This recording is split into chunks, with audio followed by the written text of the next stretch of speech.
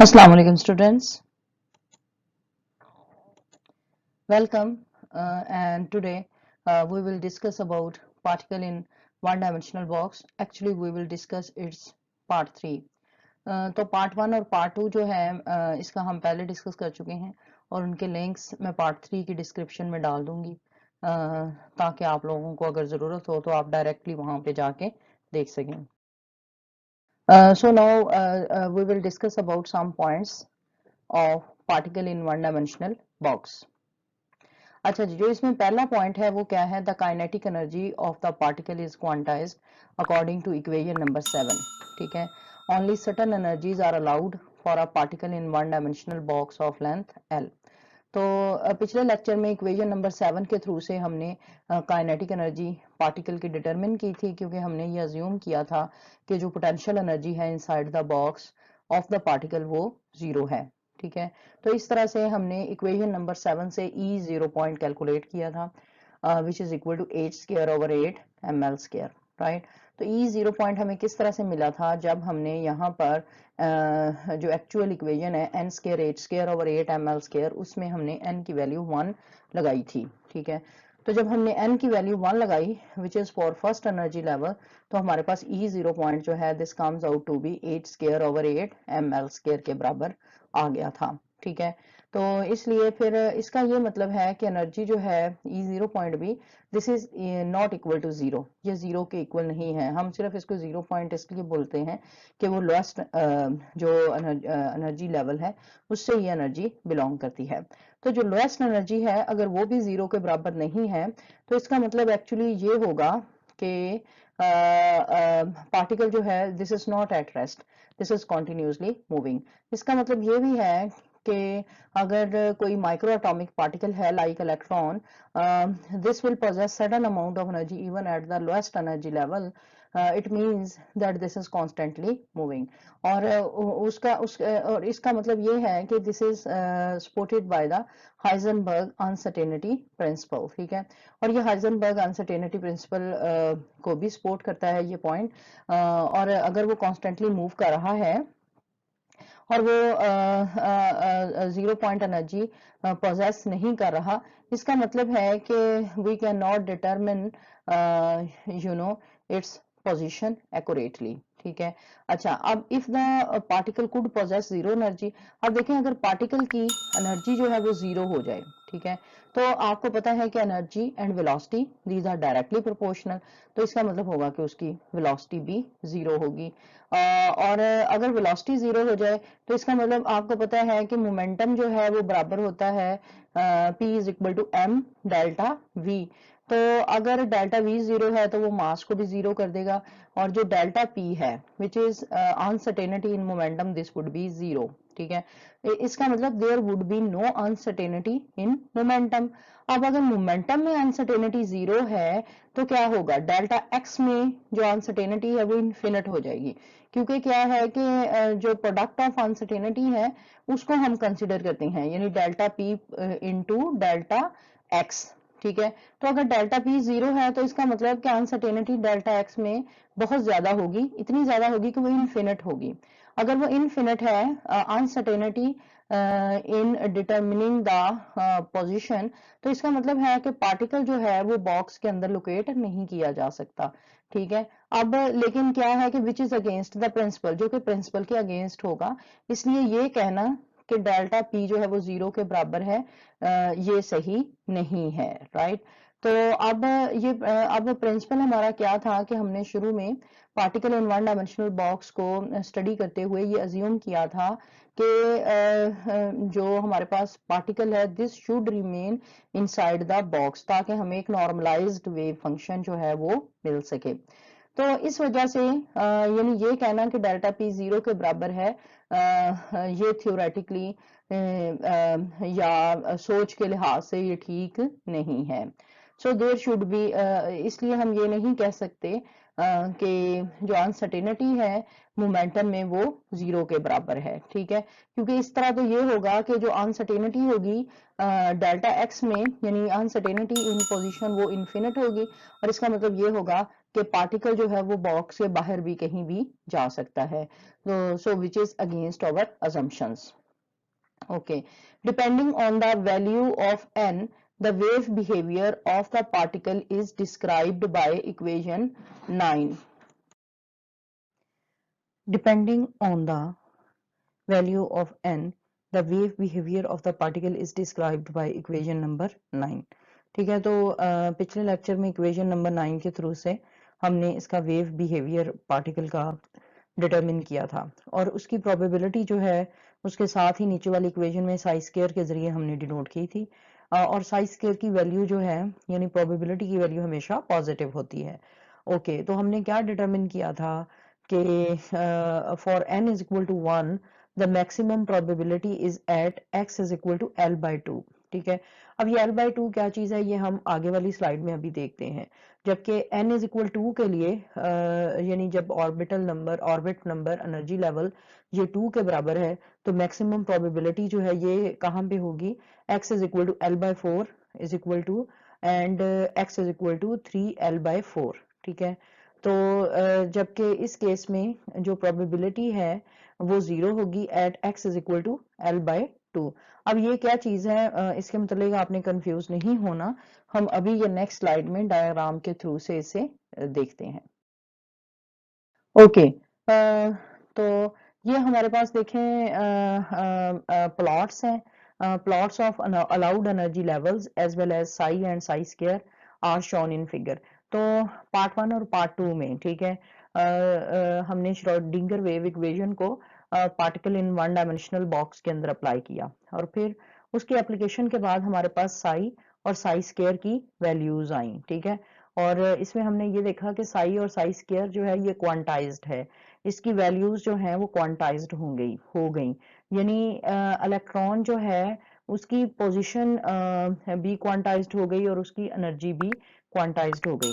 अब क्वांटाइजेशन से मुराद ये है कि इलेक्ट्रॉन को सर्टन प्लेसेस पे ही उसकी प्रोबेबिलिटी है, यानी the probability of finding the electron is at certain places, not all the point around the nucleus in an atom. ठीक है, यानी इलेक्ट्रॉन जो है वो उसको हम सर्टन प्लेसेस पे फाइंड कर सकते हैं, और वो भी हम 100% श्योरिटी से नहीं कह सकते, हम कहेंगे प्रोबेबिलिटी, लेकिन प्रोबेबिलिटी की वो वैल्यू काफी ज्यादा होगी। ठीक है, तो उस प्रोबेबिलिटी को हम ये साई स्क्वायर से रिप्रेजेंट करेंगे। साई तो जस्ट एक वेव फंक्शन टाइप चीज है, जबकि साई स्क्वायर जो है वो हमें प्रोबेबिलिटी देता है। ठीक है, तो जितने भी हमारे पास साई स्क्वायर और साई की वैल्यूज आई उनको हमने प्लॉट किया। ठीक है, और वो जो है एनर्जी लेवल्स के अंदर साई या साई स्क्वायर की वैल्यूज थी, जब हमने उन्हें प्लॉट किया तो हमारे पास ये इस तरह की जो है ना डायग्राम्स हमारे पास मिली। ठीक है, तो ये जो ए वाली डायग्राम है इसमें एनर्जी लेवल, ठीक है, यानी जैसे पहला ऑर्बिट है उसमें इलेक्ट्रॉन की जो भी एनर्जी थी उस लिहाज से जो हमें पॉइंट्स मिले वो ये वाले थे, इसको प्लस माइनस, इसको प्लस से, इसको प्लस माइनस से, N2 के अगेंस्ट जो एनर्जी को जब प्लॉट किया गया, N3 में साई और एनर्जी को जब प्लॉट किया गया प्लस माइनस प्लस, और ये प्लस माइनस। ठीक है, तो इस तरह से ये साई की वैल्यूज हैं, वेव फंक्शन की वैल्यूज को जब प्लॉट किया गया, और ये साई स्क्वायर की वैल्यूज को इसी तरह से प्लॉट किया गया अलोंग डिफरेंट एनर्जी लेवल्स। ठीक है, तो अब जो लास्ट स्लाइड की आखिरी 2 या 3 लाइंस थी उनकी इसके जरिए अब हम इलस्ट्रेशन करते हैं। ठीक है, तो उसमें ये कहा गया था कि probability of finding the electron at energy level n1, यानी ये वाला n1 एनर्जी लेवल जो है उसमें probability of finding the electron is maximum at x is equal to l divided by 2। अब ये देखें ये मैक्सिमम लेंथ जो है ये l है। ठीक है, और वो कह रहे हैं कि जो प्रोबेबिलिटी है इलेक्ट्रॉन को फाइंड करने की वो l बाई 2, यानी यहाँ पे सबसे ज्यादा मैक्सिमम है। ठीक है, और n इज इक्वल टू 2 में क्या है कि प्रोबेबिलिटी जो है फाइंडिंग ऑफ इलेक्ट्रॉन ये किस जगह पे है, 1 बाई l वहां पे होगी, और 3 बाई l। ठीक है, तो यहाँ पे ज्यादा होगी, ठीक है, यानी फर्स्ट क्वार्टर में और थर्ड क्वार्टर में प्रोबेबिलिटी, जबकि ये वाला जो हाफ है जहां पे N1 में मैक्सिमम प्रोबेबिलिटी थी, लेकिन N2 में अब इस पोजीशन पे जो प्रोबेबिलिटी है वो 0 होगी। अच्छा, तो अब क्या है कि जैसे जैसे आप आगे आगे बढ़ते जाते हैं तो maxima and minima of the probability curves they come close to each other, ठीक है। अब देखिए ये प्रोबेबिलिटी कर्व्स हैं, ठीक है, ये एक प्रोबेबिलिटी कर्व है, फॉर एग्जांपल ये इसका मैक्सिमा है और ये इसका मिनिमा है। मैक्सिमा पे probability of finding the electron is maximum और मिनिमा पे probability of finding of electron is minimum, ठीक है। और लेकिन हम ये नहीं कहेंगे कि प्रोबेबिलिटी यहाँ पे 100% है और यहाँ पे 0 है, ठीक है। हम मैक्सिमम और मिनिमम का वर्ड यूज करेंगे। यहाँ पर मैक्सिमम प्रोबेबिलिटी है और यहाँ पे मिनिमम। जैसे जैसे हम ये जो अलाउड एनर्जी लेवल्स हैं ऊपर की तरफ मूव करते हैं, एक तो इनके दरमियान देखें ये एनर्जी का डिफरेंस जो है वो बढ़ता जाता है जैसे जैसे हम ऊपर मूव करते हैं। और दूसरा क्या है कि maxima and minima of the probability curve they come close to each other, वो एक दूसरे के करीब आते जाते हैं और जैसे जैसे हम हायर एनर्जी लेवल्स पे मूव करते हैं वो इतने करीब आ जाते हैं कि इनके दरमियान ये जो डिस्टिंक्शन है ये खत्म हो जाता है, ठीक है। तो इसको मजीद अगले वाली स्लाइड में हम इस चीज को डिस्कस करते हैं। Right. As we go higher energy levels with more nodes, the maxima and minima of the probability curves come close together. ठीक है। अब जो मिनिमा है ना उसको हम नोड भी बोल सकते हैं, ठीक है।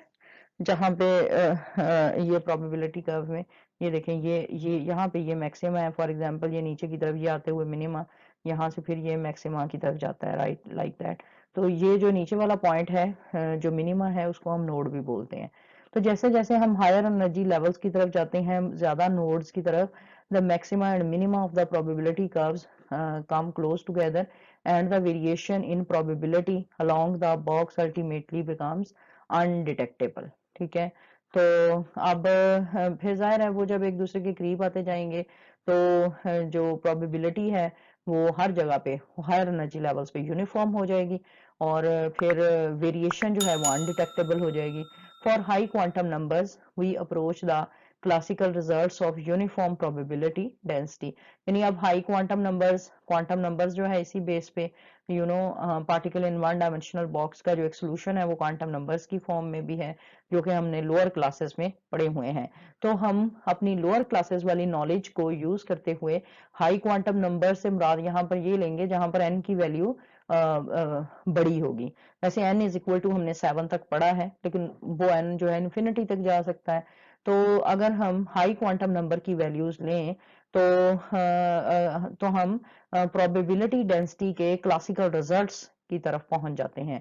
और वो क्या कहता है कि जैसे जैसे हम हायर एनर्जी लेवल्स की तरफ मूव करते हैं so we will find uniform probability and there will not be quantization of probability, ठीक है।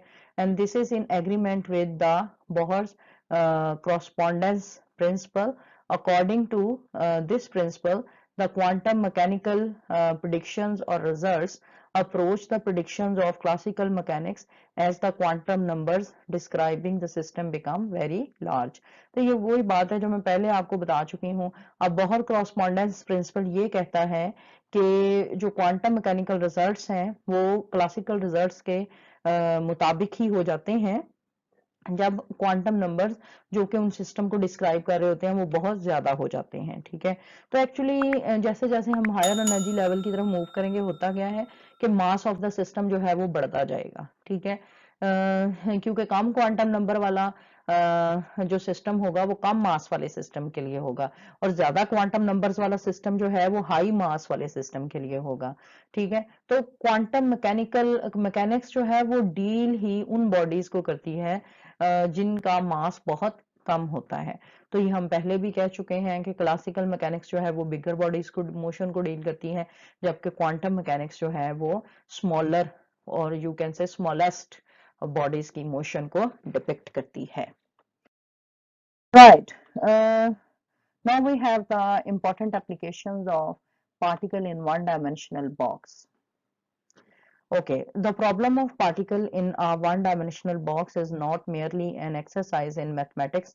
It can serve as a good model for the calculation of approximate energies in the atomic and molecular systems, besides accounting for the effect of quantization. तो अब ये जो particle in one dimensional box है, ये merely एक system ही नहीं है, बल्कि ये हमें एनर्जीज की कैलकुलेशन में मदद देता है एटॉमिक और मॉलिक्यूलर सिस्टम्स में। यानी ये सिर्फ क्वांटाइजेशन के मतलब ही नहीं बताता, बल्कि इसमें हम अप्रोक्सीमेट एनर्जीज जो हैं एटॉमिक और मॉलिक्यूलर सिस्टम्स की कैलकुलेट कर सकते हैं। Firstly the model can be used to estimate the quantization effects in energy of gaseous molecules having low molecular weights at any low temperature। तो जैसा कि ये प्रीवियस स्लाइड में मैंने ये स्मॉलर बॉडीज जो है ज़ाहिर है उनका मॉलिक्यूलर वेट भी कम होगा, इसको बड़े अच्छे तरीके से डिस्क्राइब किया है। तो अब वही चीज़ यहाँ पर बताई गई है कि इस मॉडल के थ्रू से एक तो एनर्जी के जो क्वांटाइजेशन इफेक्ट्स है स्मॉलर मॉलिक्यूल्स के, और वो भी लो टेम्परेचर के गैसियस फेज में, उसको ये डिस्क्राइब कर सकता है quantisation of energy of gaseous molecules having low molecular weights. Secondly क्या कर सकता है, the model provides basis for calculating approximate energy levels of electrons in atoms and molecules where the bound electrons may be assumed to move in boxes of length 1 to 10 raised to power 1 to 10 angstrom। तो अब ये फिर वही बात आ गई, यानी अब देखें बॉक्स से मुराद हम एटम साइज लेंगे, ठीक है, और ये एटम साइज जो है इस रेंज में आता है 1 to 10 एंगस्ट्रॉम। यानी ये उन मॉलिक्यूल्स की एनर्जीज को कैलकुलेट करने में मदद कर सकता है जिनका एटॉमिक साइज जो है 1 to 10 एंगस्ट्रॉम के रेंज में है, ठीक है। तो उसको हम सेकेंडली उनका ये अप्रोक्सीमेट एनर्जी लेवल्स उनके कैलकुलेट कर सकते हैं electrons in atoms. The minimum energy gap between two levels in them of the order of 10 raised to power minus 18 to 10 raised to power minus 20 joule, ठीक है। तो अब इसमें मतलब इतना इतना एटॉमिक साइज है, राइट, और उनके एनर्जी लेवल के दरमियान जो मिनिमम गैप है वो इतना देखा गया है उनके दो एनर्जी लेवल्स। और आप एनर्जी लेवल से मुराद हम क्या लेते हैं, ऑर्बिट लेते हैं, ठीक है, जो कि एन से रिप्रेजेंट किया जाता है, right, and n you know this may be equal to 1 2 3 and so on, which is greater than the thermal energy kT at ordinary temperature, ठीक है, और ये थर्मल एनर्जी से ये वाला एनर्जी गैप ज्यादा है। Hence the quantization of electronic energy may be observed in atoms and molecules, ठीक है। तो इसमें ये देखा गया कि जो स्मॉलेस्ट डिफरेंस है एनर्जी लेवल में वो इतना है, उससे हमें ये पता चला कि एनर्जी इज क्वांटाइज्ड, ठीक है, एनर्जी जो है वो क्वांटाइज्ड हो गई।